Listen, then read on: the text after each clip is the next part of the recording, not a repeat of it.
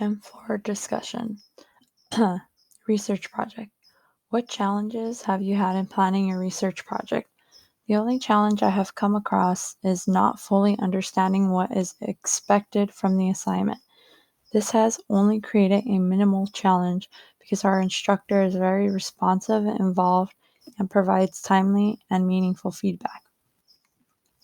Where have you found resources, research, or guidance for your project? Share 2 of these sources. Resource 1. The first resource I have found helpful in providing research is the National Academies of Sciences, Engineering, and Medicine. And here's the link. This resource has a wide range of helpful and relevant educational books that are available to read online for free. One book I came across that I found very helpful for my research is Cultural Diversity and Early Education, Report of a Workshop.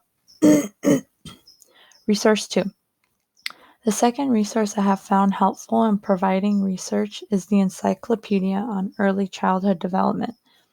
This resource has a wide variety of information on early childhood development, such as behavior, education and learning, health and nutrition, pregnancy, family, and services and policy. Multicultural Education, Banks Model. Review the Banks Model.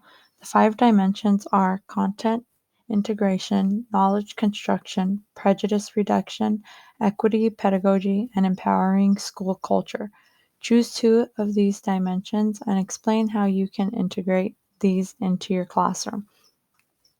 As we know from this week's reading, the Banks' model is a method of cultural education. Those unfamiliar with multicultural education tend to misunderstand it as being synonymous with teaching about numerous cultures.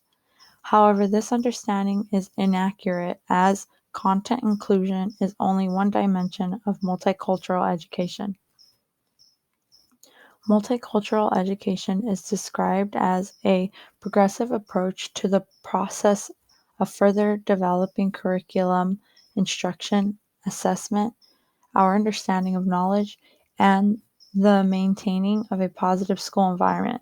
The goal of this method seeks to ensure educational equity for members of diverse racial, ethnic, cultural, and socioeconomic groups, and to facilitate their participation as critical and reflective citizens in an inclusive national civic culture by restructuring schools so all students can acquire the knowledge, attitudes, and skills needed to function in an ethnically and racially diverse nation and world.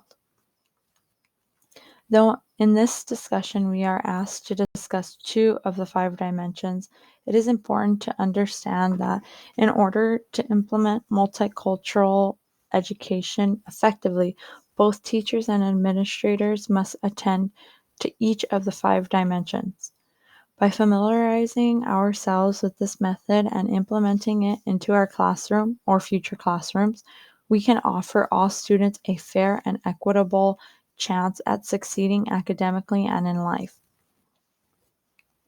Dimension 1, Prejudice Reduction.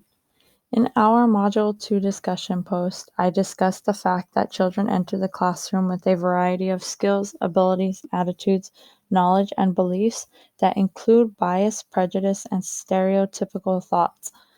The University of Washington states that children come to school with many negative attitudes towards and misconceptions about different racial and ethnic groups. In fact, between 3 to 6 months, babies notice race. Between ages 3 to 5, children begin to apply stereotypes, categorizing people by race, and express bias based on race. By preschool, children use racist language intentionally. By age 6, children demonstrate implicit biases regarding race. Between the ages of 7 to 10, children understand that stereotypes can lead to discrimination. By the age of 14, higher levels of activity in the area of the brain known for its fight reactions occur when looking at African American faces. No one is exempt from being exposed to, developing beliefs and attitudes of, and displaying prejudice, bias, and stereotypical thoughts. Further, Parker elucidates that the prejudice reduction dimension of multicultural education deals with creating attitudes that help students to develop more positive racial and ethnic understandings of others. By discussing prejudice, bias, and race in the classroom, educators can increase academic achievement and well being through valuing diversity. One way to integrate this dimension into the classroom is to provide lessons, units, and teaching materials that include content about different racial and ethnic groups because it can help students to develop more positive intergroup attitudes if certain conditions exist in the teaching situation. Such conditions include a cooperative instead of competitive environment and equal status amongst individuals. Another way to integrate this dimension into the classroom is to use research-proven ways to reduce prejudice and bias. I've created a chart that lists these. Here's the chart. I won't read through it, but feel free to read through it.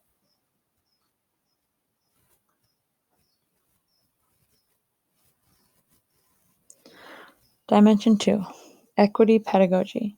Every child that enters the classroom has different needs, skills, interests, and abilities. Therefore, it is vital for educators to understand that equity should be the goal in the classroom, not equality. Equality means to give all children the same things, support, care, while equity means to ensure each child's strengths, needs, interests, background, etc., is considered so that all children are provided opportunities that will support them properly and appropriately. Parker explains that the dimension is a multicultural perspective on classroom instruction, allowing educators to use various teaching methods, approaches, and strategies alongside a positive anti-racist classroom environment. By doing so, the teacher becomes the facilitator and is enabled to facilitate academic achievement for all students, including those from diverse racial, ethnic, and social class backgrounds. Further, Parker states, because students come to the classroom with various cultural perspectives, a teacher's understanding of each student's home culture and the embracing of culturally relevant teaching is important to advance their learning. There are two ways I can integrate this into my classroom. One, creating and maintaining a culturally relevant classroom so that I can facilitate academic achievement for all students. And two, using cooperative teaching activities and strategies instead of competitive ones helps all students develop more positive racial attitudes. In order for me to be a culturally responsive teacher, I have to use the cultural knowledge, prior experience, frames of reference, and performance styles of ethnically diverse students to make learning encounters more relevant to and effective for them. By modifying my teaching with these approaches to teaching, along with many other approaches, methods, and strategies, I will be able to facilitate academic achievement for all students.